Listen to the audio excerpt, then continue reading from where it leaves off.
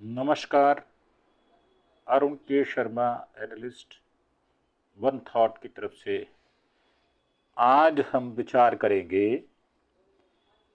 जो मोदी साहब नागपुर गए और नागपुर जाकर उन्होंने मोहन भागवत साहब से जो मुलाकात की, जो औपचारिक भेंट उनकी हुई 5 या 7 मिनट की, उसमें क्या बातचीत की और उन्होंने क्या कहा। तो शुरुआत करते हैं सब्जेक्ट की। उससे पहले मैं प्रार्थना करना चाहूँगा, मेरा ये जो यूट्यूब चैनल है अरुण के शर्मा एनालिस्ट वन थॉट, इसको सब्सक्राइब अवश्य करें और अगर आपको मेरी बातों से इत्तेफाक है तो इसको लाइक भी अवश्य करें। तो शुरुआत करते हैं। अमर संस्कृति का वट वृक्ष है ये कहा गया मोदी साहब द्वारा, क्योंकि उन्होंने इसको आधार बनाया कि स्वयंसेवक का जीवन जो है निस्वार्थ होता था। कभी किसी ज़माने में होता था। मैं आज उनके विचारों से सहमत नहीं हूँ।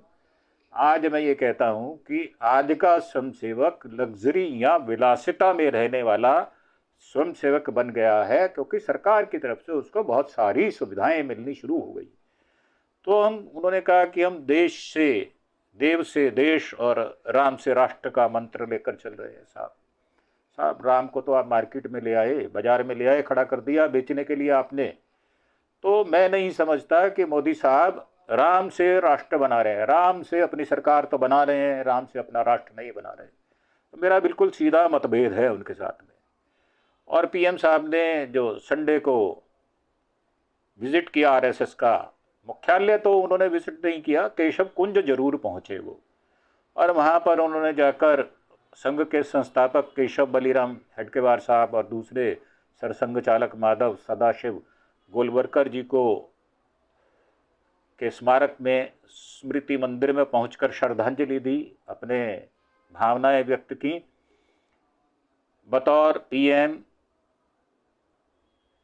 उनका ये संघ मुख्यालय का पहला दौरा था। इससे पहले जुलाई 13 में प्रधानमंत्री बनने से पहले वो लोकसभा चुनाव के सिलसिले में वहाँ बैठक में शामिल होने गए थे और उस समय भी केसी सुदर्शन साहब से मिलने गए थे। और जो अब की बार गए वो आड़ ली गई माधव नेत्रालय एक्सटेंशन बिल्डिंग की आधारशिला रखनी है, इसलिए हम जा रहे हैं। तो साहब मोदी साहब ने 34 मिनट की स्पीच में देश के इतिहास, भक्ति आंदोलन, इसमें संतों की भूमिका, संघ की निस्वार्थ कार्य प्रणाली, हालांकि निस्वार्थ जो कार्य प्रणाली है उससे पारदर्शिता नहीं है। और सीधा सीधा मेरा मतभेद है, उन्होंने स्वतंत्रता आंदोलन में आरएसएस ने कोई हिस्सा नहीं लिया, बिल्कुल स्पष्ट और साफ कहना है मेरा। तो इसमें संतों की भूमिका, संघ की निस्वार्थ कार्य प्रणाली, देश का विकास नहीं, आरएसएस का विकास, युवाओं में धर्म संस्कृति, स्वास्थ्य सेवाओं के विस्तार। साहब स्वास्थ्य विस्तार, अगर स्वास्थ्य सेवा को विस्तार देना है तो भारत सरकार बहुत अच्छी है, भारत सरकार के द्वारा करें। आप कौन सा ऑल इंडिया मेडिकल बनाया आपने, वो समझ नहीं आया मुझे। शिक्षा, भाषा, प्रयागराज महाकुंभ की चर्चा की। महाकुंभ उनके लिए बिल्कुल ऐसा है जैसे बाजार के अंदर शेयर मार्केट में कमोडिटी होती है, ऐसे उन्होंने प्रयागराज के महाकुंभ की चर्चा की है। वो उनके लिए रॉ मटेरियल है, उसके बहाने वो अपनी सरकार की तारीफ करते रहेंगे। कितने लोग स्टेशन पर मर गए, कितने लोग कुंभ के किनारे पर मर गए, भगदड़ हुई, कितने पुल, 29 पुल बंद थे, उसके बारे में विचार नहीं किया गया, ना ही उसकी कोई तफ्तीश की गई है। आज तक उनकी संख्या नहीं बताई गई जो मर गए बेचारे वहाँ पर। तो मेरा मानना ये है कि आड़ लेकर मोदी साहब शुरू से ही 2002 से ही गुजरात दंगों में भी उन्होंने ऐसा ही किया था। और इस प्रकार की वो तारीफ, जब संघ की तारीफ करते हैं तो कहते हैं कि राष्ट्रीय चेतना के लिए जो विचार 100 साल पहले संघ के रूप में बोया गया था वो आज महान वट वृक्ष बन चुका है। ये बात बिल्कुल ठीक है, जो बीज बोया गया था आज वो विकृत रूप लेकर आपकी छत्र छाया में बढ़ा हुआ है, इसमें कोई दो राय नहीं है। आज महान वट वृक्ष के रूप में दुनिया के सामने है। आज भारतीय संस्कृति और राष्ट्रीय चेतना को लगातार ऊर्जावान बना रखा है और ऊर्जा का स्रोत है उनका हिंदू मुसलमान, मंदिर मस्जिद, पाकिस्तान हिंदुस्तान करना। यहाँ से उनको ऊर्जा प्राप्त होती है, स्वयंसेवक को भी होती है और मोदी साहब को खास तौर पर होती है। तो स्वयंसेवक के जीवन की जो आधार है वो सेवा है, मानते हैं बिल्कुल सेवा का आधार है, परंतु राजनीति में पैठ रखना भी उनका एक आधार है। स्वयंसेवक बना ही इसीलिए जाता है कि उसको राजनीति में कन्वर्ट कर दिया जाए। हम देव से देश, राम से राष्ट्र का मंत्र लेकर चल रहे हैं साहब, बिल्कुल चल रहे हैं। आपने तो बाजार में खड़ा कर दिया राम को बेचने का काम आपने ही किया है। और उनको जो 5 पॉइंट उन्होंने बताए हैं उसमें भारत की आज़ादी है, भारत के इतिहास पर नज़र डालें अगर तो कई हमले हुए हम पर, और इन हमलों के बावजूद भारत की चेतना कभी समाप्त नहीं हुई। भारत की चेतना नहीं समाप्त हुई। मोदी साहब, आपकी चेतना लुप्त हो चुकी है। आप चेतना युक्त नहीं, चेतना मुक्त हो चुके। उसकी लौ जलती रहे। कठिन से कठिन दौर में भी इस चेतना को जागृत रखने के लिए नए सामाजिक आंदोलन होते रहें, हो रहे हैं साहब। लोग नौकरियों के लिए भटक रहे हैं, आप डंडे बरसा रहे हो यूपी के अंदर, हर पेपर लीक हो जाता है। तो चेतना जगी है जनता की, आपकी चेतना मर चुकी है। भक्ति आंदोलन इस प्रकार उत्कृष्ट उदाहरण है। बिल्कुल है साहब, भक्ति आंदोलन बिल्कुल है। पर ये भक्ति जो है ये छंदमवेशी भक्ति है, ये बिल्कुल लुका छुपी वाला खेल है। और आगे उन्होंने कहा कि मध्यकाल के उस कठिन कालखंड में हमारे संतों ने भक्ति के विचारों से राष्ट्रीय चेतना को नई ऊर्जा दी। बिल्कुल ठीक बात है। जब मध्यकालीन भारत था उस समय बाबा गुरु नानक देव, कबीरदास, तुलसीदास, सूरदास, संत तुकाराम, संत रामदेव, संत ज्ञानेश्वर जैसे महान संतों ने मध्यकालीन भारत में मौलिक विचारों में से समाज में प्राण फूंक दिए थे। परंतु आप तो उन प्राणों को निकालने का काम कर रहे हैं साहब। आप कहाँ प्राण फूंक रहे हैं, आप उन फूके हुए प्राणों को लुप्त कर रहे हैं। उन्होंने भेदभाव के बंधनों को तोड़कर समाज को एकता के सूत्र में बांधा था। बिल्कुल ठीक बात है। अब क्योंकि मोदी साहब हैं और गए हैं नागपुर, तो संघ की तारीफ ना करें ऐसा नहीं हो सकता। तो स्वामी विवेकानंद से लेकर डॉक्टर साहब तक किसी न किसी राष्ट्रीय चेतना को बुझने नहीं दिया। राष्ट्रीय चेतना के जिस विचार का बीज 100 वर्ष पहले बोया गया था साहब, आप बहुत रोते हैं इस बात को लेकर, परंतु आप स्वयं क्या कर रहे हैं, कभी आत्मावलोकन करें। तो जो बोया गया था आज एक महान वट वृक्ष बन चुका है, ये बात आपने कही, परंतु वो खोखला वट वृक्ष है, उसमें कटफोड़े ने बहुत सारे छेद कर दिए हैं। तो मेरा मानना यह है कि सिद्धांत और आदर्श इस वट वृक्ष को नई ऊंचाई देते हैं। वट वृक्ष वैसे ज्यादा ऊंचा होता नहीं है, फैला हुआ ज्यादा होता है, और उसकी जटाएं जो हैं, जो उसकी दाढ़ी होती है वो नीचे जरूर लटक जाती है। दाढ़ी आपकी भी लटक रही है, इसमें कोई दो राय नहीं है। आज एक महान वट वृक्ष के रूप में खड़ा है सिद्धांत और आदर्श। इस आदर्श इस वट वृक्ष को ऊंचाई देते हैं, ऊंचाई नहीं देते, फैलने का मौका देते हैं। जबकि लाखों करोड़ों स्वयंसेवक इसकी टहनियां हैं, टहनियों के रूप में काम कर रहे हैं। संघ की, भारत की अमर संस्कृति आधुनिक वट वृक्ष है। ये तो आप बार बार कहते ही रहेंगे कि वट वृक्ष है, वट वृक्ष है, परंतु उस वट वृक्ष को पानी नहीं, खून दिया जा रहा है। और वो भी खून किसका, मुसलमान और हिंदुओं का खून चढ़ाया जा रहा है उसको। भारतीय संस्कृति राष्ट्रीय चेतना को ऊर्जा प्रदान कर रहा है। पीएम ने कहा शरीर परोपकार और सेवा के लिए है, बिल्कुल है। और आप सेवा संस्कार बन जाते हैं। जब सेवा संस्कार आप में पैदा हो जाते हैं तो ये साधना बन जाती है। मोदी जी कहाँ साधना पर ले आए आप, आपको पता ही नहीं है साधना होती कैसे है। आप गुफा के अंदर जाते हैं, कैमरे पहले जाते हैं, फोटोग्राफर पहले जाते हैं, और उस साधना को चित्रित किया जाता है, फिर प्रचारित किया जाता है, क्योंकि आप फोटोजीवी हो। इसलिए यही साधना हर स्वयंसेवक की प्राणवायु होती है। ये सेवा संस्कार, ये साधना जो है वो तप और तपस्या के लिए प्रेरित करती है। परंतु आपकी तपस्या तो किसान आंदोलन में अधूरी रह गई थी, उसके लिए आपने माफी मांगी थी। याद करें आप भूल जाते हैं, आपकी मेमोरी बहुत शॉर्ट है। आपको दूर का दिखाई सही देता है, नजदीक का दिखाई ही नहीं देता। और प्रेरित करती है, उसे ना थकने और ना रुकने वाली बना देती है। बिल्कुल जैसे आप हर रोज कई झूठ सवेरे शाम दोपहर रात को आप बोलते हैं, तो ये ना थकने वाली प्रेरणा आपके पास है। हम लोगों के पास ये विलुप्त हो चुकी है। आपके झूठ सुन सुनकर कान पक गए हैं। तीसरा उन्होंने कहा आत्मविश्वास से भरा हुआ युवा धर्म। युवा धर्म कौन सा? जो युवा है उसका धर्म क्या है? उसका धर्म है काम, और उसको रोजगार नहीं मिल रहा है, बेरोजगारी से तृप्त है वो। तो पीएम मोदी साहब कह रहे हैं कि भारत की सबसे बड़ी पूंजी हमारा युवा है। देश का युवा आत्मविश्वास से भरा हुआ है, बिल्कुल भरा हुआ है, नौकरी नहीं मिल रही, कोशिश कर रहा है, जद्दोजहद कर रहा है, परंतु फिर भी उसको सलाह मिलती है कि आप भाई साहब पकोड़े तल लो, ज्यादा अच्छा बिजनेस है ये। देश का युवा आत्मविश्वास से भरा हुआ है, रिस्क टेकिंग कैपेसिटी पहले से कई गुना बढ़ गई है। वो आपसे इनोवेशन लेता है, क्योंकि आप हर बात को पिछली बात से जो अगला झूठ बोलते हैं वो उच्च कोटि का होता है। स्टार्टअप की दुनिया में परचम लहरा रहा है, अपनी विरासत और संस्कृति पर गर्व करते हुए आगे बढ़ रहा है। महाकुंभ में हमने देखा, फिर रोना शुरू कर दिया आपने। लाखों करोड़ों की संख्या में युवा पीढ़ी पहुंची और सनातन परंपरा से जुड़कर गौरव से भर उठी। कौन कौन लोग गए? जो बेरोजगार थे, जिनके पास नौकरियां नहीं थी, वो लोग गए। जिनके पास नौकरियां, उनको छुट्टी नहीं मिली, एमएनसी ने छुट्टी नहीं दी उनको। तो मेरा मानना यह है कि यही युवा 2047, कहाँ 2047 की बात कर रहे हो मोदी साहब?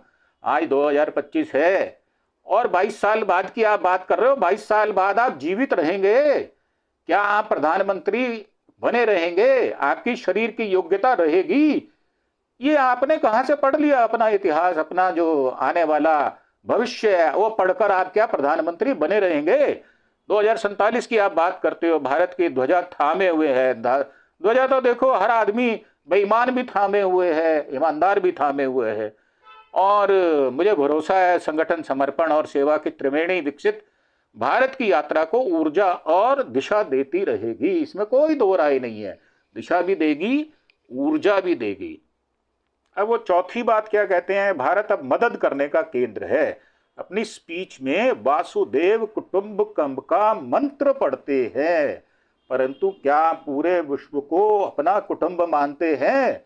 आपने अमेरिका में एक प्रश्न के उत्तर में यही कहा था, और वो प्रश्न पूछा क्या गया था वो आपको समझ नहीं आया था। वहां आपकी बहुत भारी बेइज्जती हो गई थी, परंतु खीखी करके आप हंस पड़े थे, जो कि निर्लज्जता का पराकाष्ठा थी, परंतु आपको समझ नहीं आती। बाहर जाकर आप मोदी मोदी मोदी चिल्लाने वाली सेना पैदा कर लेते हैं।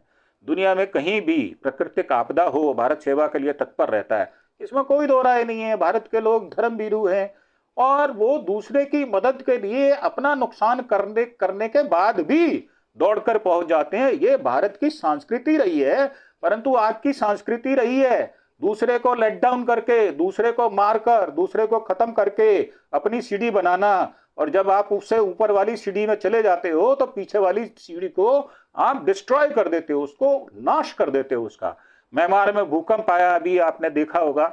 भारत ऑपरेशन ब्रह्मा के तहत तुरंत मदद के लिए पहुंच गया। नेपाल में भूकंप आया, मालदीव में जल संकट, भारत ने सहायता देने में क्षण भर भी देरी नहीं की, क्योंकि यूएनओ में ये नॉर्म्स हैं। हर एक बड़े देश को दूसरे छोटे देश की मदद के लिए आगे आने पड़ता है, आप बाध्य हैं उसके लिए। ये नॉर्म्स हैं हमारे। युद्ध के हालात में भी भारत दूसरे देशों के नागरिकों को सुरक्षित निकाल कर लाता है, इसमें कोई दो राय नहीं है। भारत अब ग्लोबल साउथ की आवाज भी बन रहा है। विश्व में बंधुत्व और सेवा की यह भावना हमारे संस्कारों का विस्तार है। हेल्थ सेंटर की प्रगति के बारे में वो बात करते हैं, परंतु आप देखें वो ऑल इंडिया मेडिकल इंस्टीट्यूट के बारे में झूठ कितना बोलते हैं। मोदी साहब ने कहा देश की सभी नागरिकों को बेहतर स्वास्थ्य सुविधाएं देना हमारी प्राथमिकता है, इसमें कोई दो राय नहीं है। बीमार लोग बहुत हैं, वृद्ध लोग 7% हो गए। अगर 146 करोड़ को देखा जाए तो करीब करीब 10 करोड़ लोग वृद्ध हैं जो कि सीनियर सिटीजन है, और उनको कोई सुविधा नहीं है, कोई पेंशन नहीं है। आपने सारी सुविधाएं जो रेलवे में हुआ करती थी, हाफ टिकट की, 40% की, महिलाओं के लिए 50% की, आपने छीन ली। आप छीनना जानते हो, देना नहीं जानते। आपने डीए नहीं दिया 18 महीने का सरकारी एम्प्लॉय का। आप कहां बात कर रहे हैं? तो मेरा कहना यह है कि गरीब से गरीब व्यक्ति की भी बेहतरीन इलाज मिले, बिल्कुल मिलना चाहिए। वो डिजर्व करता है, हमारे संविधान उसको इजाजत देता है कि उसकी सरकार इलाज कराए। कोई भी देशवासी जीवन जीने की गरिमा से वंचित ना रहे। जो बुजुर्ग अपना पूरा जीवन देश के लिए समर्पित करता है, उन्हें इलाज की चिंता ना सताए, ऐसी परिस्थितियों में उन्हें ना जीना पड़े, यही सरकार की नीति है। परंतु आपकी नीति क्या है? आपकी उम्र 74 वर्ष है, और आप क्या कहते हैं कि 70 वर्ष से ऊपर की उम्र के बच्चे, बड़े बूढ़े आप 74 साल के हैं साहब, उनमें और आप में कोई फर्क नहीं है, परंतु आप चोचलेबाजी बहुत ज्यादा करते हैं और झूठ बोलते हैं, झूठ पर झूठ बोलते हैं, इसीलिए आपका नाम फेंकू रखा गया है। तो मेरा मानना यह है कि ये बिल्कुल झूठी बात है। 60 वर्ष से ऊपर बैंक लोन नहीं देते साहब, कहां भूले भटके हो आप। आप आम आदमी की जो सीनियर सिटीजन है उसकी व्यथा को जानता ही नहीं है, आपने सारी सुविधाएं बंद कर दी हैं उसको। और अगर वो टैक्स रिटर्न देता है तो उसको कोई सुविधा नहीं मिलती, बल्कि उसके कामकाज के अंदर आप अड़ंगे लगाते हैं। यही आपकी योजना रही है। और आप आयुष्मान भारत पर आ जाते हो, उसके तहत करोड़ों लोगों को मुफ्त सुविधाएं दी जाती है। सर, जिसके घर में पंखा है, स्कूटर है, साइकिल है, उसको ये सुविधा नहीं मिलती। कानून आपने बनाए हैं, आप पढ़ो तो सही, भूल जाते हो आप, छोटी छोटी बातों को भूल जाते हो, याद नहीं रहता आपको। और आप विचार करते हैं कि हजारों जन औषधि केंद्र गरीबों और मध्यम वर्गीय परिवारों को सस्ती दवा उपलब्ध करा रहे हैं, इसमें कोई दो राय नहीं है, दे रहे हैं। परंतु वो सारी दवाएं जेनरिक होती हैं, पेटेंट नहीं होता उनका। सिर्फ उसमें जो सॉल्वेंट्स होते हैं वही ओरिजिनल होते हैं, डॉक्टर कुछ और लिखता है, उस दुकान पर दवाई कुछ और मिलती है। तो मेरा मानना ये है कि मुफ्त में जो आप डायलिसिस सेंटर की बात कर रहे हैं, कितने सेंटर बनाए गए, कहां कहां बनाए गए, इसकी लिस्ट तो छापो।